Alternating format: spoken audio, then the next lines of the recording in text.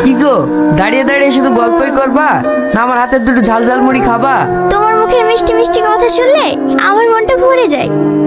জানো, আমার মনে হয় দুজনে কোনো গাছতলায় বসে সারাদিন গল্প করি। আজ আর গল্প হবে না গো, বাড়িতে অনেক কাজ পড়ে আছে। বাবা আবার স্কুল থেকে বাড়ি চলে আসবে।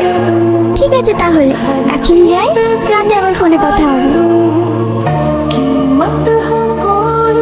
ভাবি, আর ফুচকা দেবো নাকি? না ভাই, আর ফুচকা খাবো না।